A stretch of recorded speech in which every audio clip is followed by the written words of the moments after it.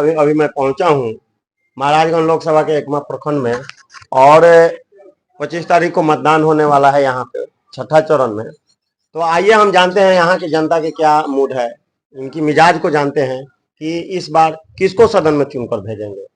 तो हमारे साथ ये जो मतदाता हैं, जागरूक मतदाता है, किसको इस बार आप भेज रहे हैं सदन में?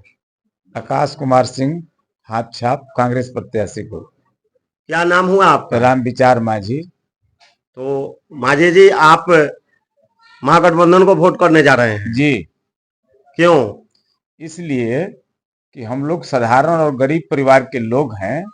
इस देश में गरीबों और मजदूरों, किसानों और नौजवानों की स्थिति काफी खराब है। 10 साल से हम लोग मन की बात सुनते सुनते अब काम की बात की तरफ ध्यान देने लगे हैं।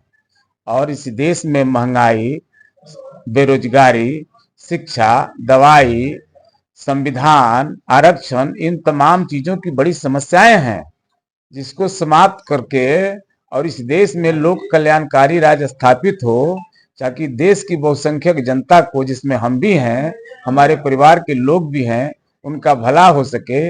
इसीलिए हम लोग इस मन की बात से उब करके और काम की बात करने वाली सरकार के समर्थन में वोट कर रहे हैं।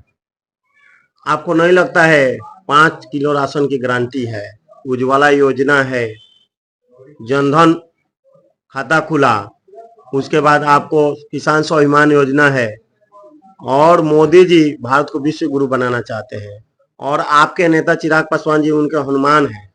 देखिए, चिराग पासवान जी मेरे नेता नहीं है। मेरे नेता वही हो सकते हैं जो मेरी बात करते हैं। बिरादरी इस देश की बात है, लेकिन कोई बिरादरी होने से किसी बिरादरी का नेता नहीं हो सकता। जो हमारे हक हकूक, मान सम्मान की बात करेगा वही हमारा नेता हो सकता है।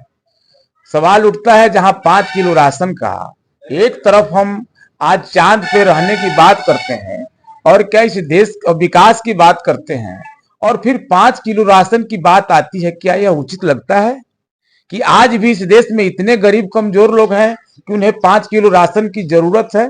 अगर राशन मिलता भी है तो क्या सिर्फ चावल खाया जाएगा? उसके साथ दाल, तेल, सब्जी की जरूरत नहीं है? और इतनी महंगाई में अगर फ्री का चावल भी मिल जाए तो दाल कहां से आएगा भाई? सब्जी कहां से आएगा?